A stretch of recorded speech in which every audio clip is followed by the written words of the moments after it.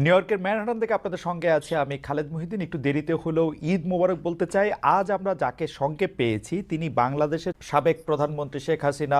পরিস্থিতিতে বাংলাদেশের রাজনৈতিক মেরুকরণ, যারা ক্ষমতায় আছেন, যাদের অন্তর্বর্তীকালীন সরকার, তাদের সম্ভাবনা এবং ভবিষ্যৎ নিয়ে কথা বলার জন্য আজ আমাদের সঙ্গে রয়েছেন বেগম খালেদা জিয়া, বিএনপি সভাপতি। তিনিও আসলে বিএনপি চেয়ারপারসন, তিনিও আসলে চিকিৎসার জন্য লন্ডনে গিয়েছেন। শেখ হাসিনা, আমি আপনার কাছ থেকে জানতে চাইবো যে আন্দোলনে শেখ হাসিনার পতন হলো সেই আন্দোলন সম্পর্কে অন্তর্বর্তী সরকারের প্রধান উপদেষ্টা ডক্টর মোহাম্মদ ইউনূস যুক্তরাষ্ট্রে বিল ক্লিনটনের উপস্থিতিতে একটা অনুষ্ঠানে বললেন যে এই আন্দোলন খুব পরিকল্পিতভাবে চালিয়ে নেওয়া হয়েছে, কিছুই হঠাৎ হয়নি।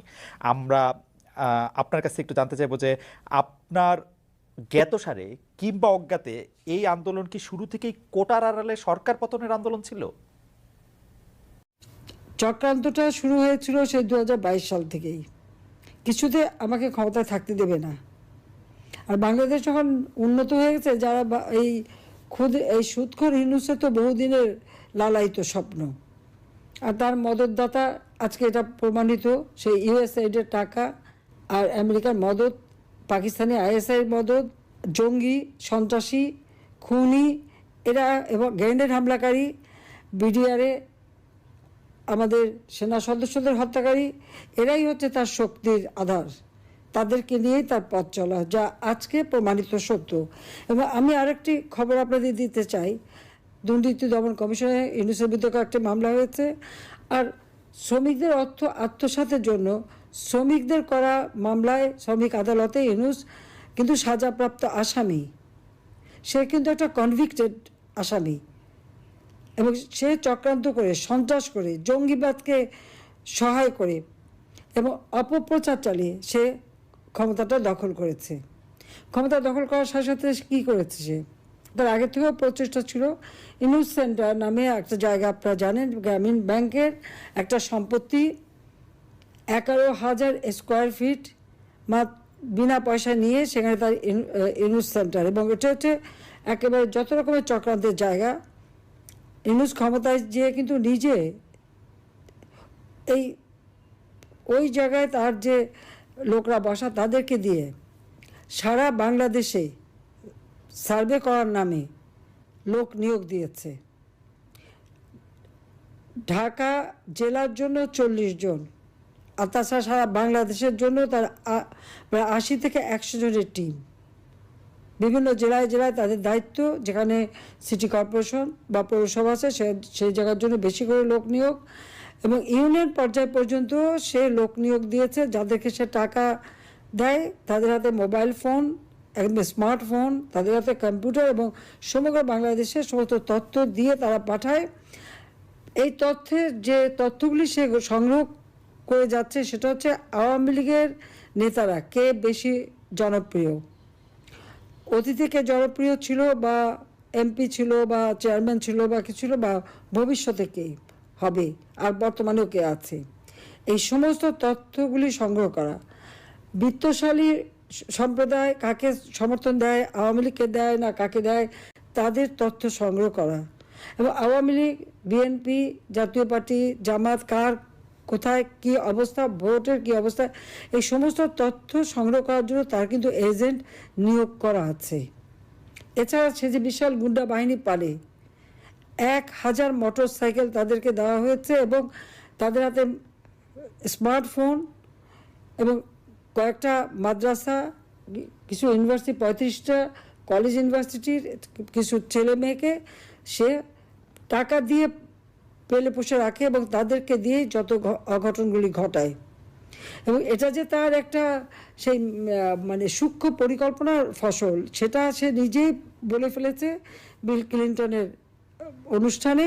খুব খুশি মনে হাত বা নাচিয়ে বলল যে এটা এখানে ছাত্র না, জনতো না, এটা হচ্ছে তার ম্যাটিকুলাস ডিজাইন করা মাস্টার মাইন্ড দ্বারা এই এমন ঘটনা ঘটিয়েছে যে শেখ হাসিনাকে ক্ষমতা থেকে হটিয়ে সে অবৈধভাবে জোর করে ক্ষমতাটা দখল করে নিয়েছে, মানে ডাকাতি করে ক্ষমতা নেওয়া।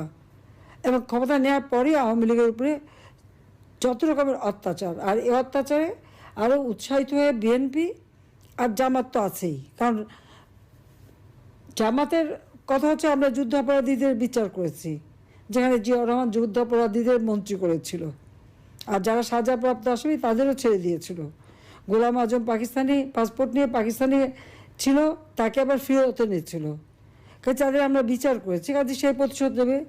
আর জাতির পিতা বঙ্গবন্ধু শেখ মুজিবুর রহমানের হত্যাকারীদেরকে জিয়াউর রহমান ইন্ডেমনিটি দিয়েছিল, দায় মুক্তি, তাদেরও বিচার করেছি। আজকে আপনারা দেখেন 7ই জুলাই 2024 সালে যে আন্দোলন, কই পুলিশ তো কিছু বলেনি আন্দোলনকারীদেরকে, আমরা তো কিছুই বলিনি, বরং তাদের সাথে আলোচনা করা, তাদের পাশে থাকা। মেয়েরা যখন পথে নেমেছে তাদের নিরাপত্তা, ওই মেয়েরা যখন স্লোগান দেয় শেখ হাসিনা পদত্যাগ চায়, আর আমি তখন তাদের নিরাপত্তা দেই যে তাদের জন্য কোনো রকম অসুবিধা না হয়। আজকে তাদের অবস্থাটা কি? এখন মেয়েরা ঘর থেকে বেরোতে পারে না। তারা এমনই আন্দোলন করলো আর এমনই স্বাধীন করে ফেললো দেশ যে এখন নিজেরাই ঘরবন্দি। এখন যাবে কোথায়, তারা কি করবে? আর সেই যেটা কোনো কোটা ইস্যুই ছিল না, সেই কোটা আন্দোলনই বা তাদের কোথায় গেল? আর এখন সপ্তদলীয়করণ, এই অস্ত্র লাঠি সোটা নিয়ে চিফ জাস্টিসকে পদত্যাগ করতে বাধ্য, জজকে পদত্যাগ করতে বাধ্য। কোনোদিন এই অবস্থা কখনো বাংলাদেশকে ভাবতে পারেনি। শিক্ষকদের চাকরি থেকে বের করে দিচ্ছে, ইউনিভার্সিটি, কলেজ, স্কুল সব জায়গায় ছাত্রছাত্রীদের অপমান করাচ্ছে, প্রতি পদে পদে চরমভাবে মানবাধিকার লঙ্ঘন করে যাচ্ছে। বাড়িতে ছোট শিশু তা থাকা সত্ত্বেও বাবা মাকে গ্রেপ্তার করেছে, প্রথমে বাবাকে, তাকে মাকেও। তো এই বাচ্চাটাকে কে দেখবে? কি হবে তার? 93 জন আইনজীবীর বিরুদ্ধে মামলা, তারা সারেন্ডার করেছে, তাদের জামিন দেবে না। কিছু জামিন দিয়েছে, কিছু দিচ্ছে না। মানে আপনি যে বিচার চাইবেন সেই সুযোগটাও নাই।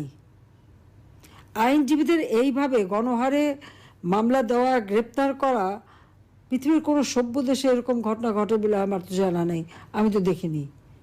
কাজে বাংলাদেশ আজকে কি? আইনের শাসন নাই, ন্যায় বিচার পাওয়ার অধিকার নাই, নারীদের কোনো স্বাধীনতা নাই।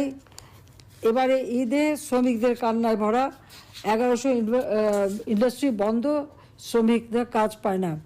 তার উপর আমার আওয়ামী লীগের নেতাকর্মীদের ঘর বা বসত বাড়ি, ব্যবসা প্রতিষ্ঠান, তাদের গরুর খামার, মৎস্য খামার, মুরগির খামার, ফলের বাগান সবই ধ্বংস, দোকানপাট যা ছিল একেবারে সব ভেঙে চুরে লুটপাট করে জ্বালিয়ে পুড়িয়ে নিঃস্ব করে দিচ্ছে। কেন? আওয়ামী লীগ যেন আর কোনোদিন মাথা তুলে দাঁড়াতে না পারে, এটাই তাদের চেষ্টা। হাজার হাজার ছাত্রছাত্রীরা আজকে লেখাপড়া করতে পারে না, ডিগ্রি কেড়ে নেয়, তাদেরকে পড়াশোনা করতে দেবে না।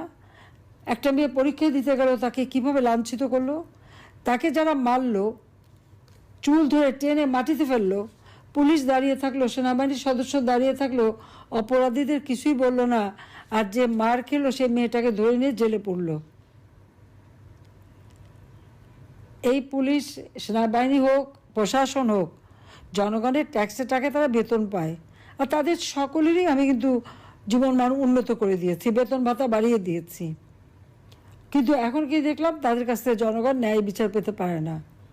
এটা কোন ধরনের অবস্থা?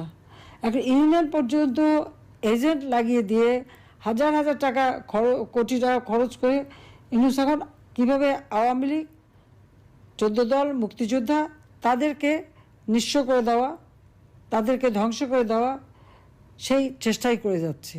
আর তার দোসর জঙ্গি, সন্ত্রাসী, খুনি, দুর্নীতিবাজ, অবৈধ অস্ত্রধারী এবং জেলখানা থেকে তাদের সবাইকে মুক্তি দিয়েছে। গ্রেনেড হামলাকারী থেকে শুরু করে কেউ বাদ নেই, মুক্তি দিয়ে জেল ভরে ফেলেছে আমার আওয়ামী লীগের নেতা কর্মী দিয়ে। সবচেয়ে বড় কথা, পিটিয়ে মানুষ হত্যা করা, এমনকি আইনজীবীকে পিটিয়ে হত্যা করলো,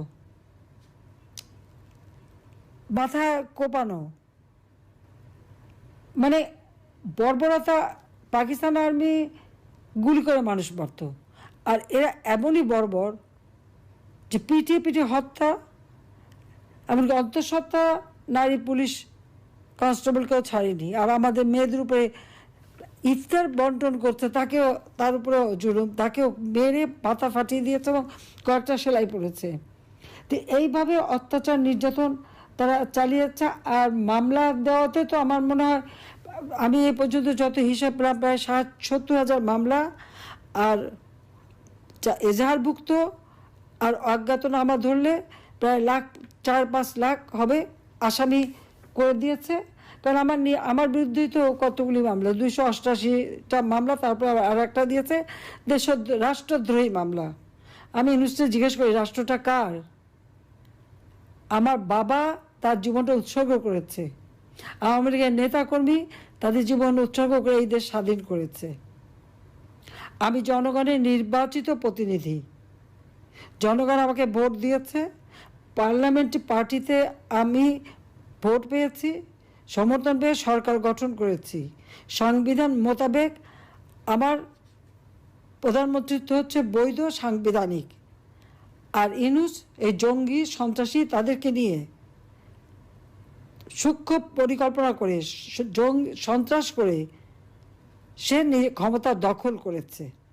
তার কোনো জনগণের ম্যান্ডেট নাই, সাংবিধানিক ভিত্তি নাই, আইনগত ভিত্তি নাই। আর সে দেয় আমার বিরুদ্ধে রাষ্ট্রদ্রোহী মামলা, যে রাষ্ট্রদ্রোহী কাজ করেছে সংবিধানের 7 খ অনুযায়ী, সেই হচ্ছে সবচেয়ে বড় অপরাধী, যে এইভাবে ক্ষমতা দখল করলে তার শাস্তি হবে এবং ইনশাল্লাহ শাস্তি দেবো, এতে কোনো সন্দেহ নেই। আজকে সমস্ত অর্থনীতিকে ধ্বংস করে দিয়েছে, প্রবৃদ্ধি কমে গেছে, মাথাপিছু আয় কমে গেছে, মানুষের কোনো দিনমজুররাও আজকে কাজ পায় না। আর ধর্ষণ, শিশু নারী ধর্ষণ, বাংলাদেশ যেন এখন ধর্ষণের স্বর্গরাজ্য, কিন্তু কেউ সংবাদ পরিবেশন করতে পারবে না, কোনো সংবাদ দিতে পারবে না, কোনো নিউজ দিতে পারবে না। যে নিউজ দিতে যাবে, যে সংবাদ পরিবেশন করবে, তার বিরুদ্ধে ব্যবস্থা নেবে। সেখানে তার এজেন্ট বসানো আছে। এই যে কত এজেন্ট পালে, এটাই হলো সবথেকে বড় কথা, যে এইভাবেই সে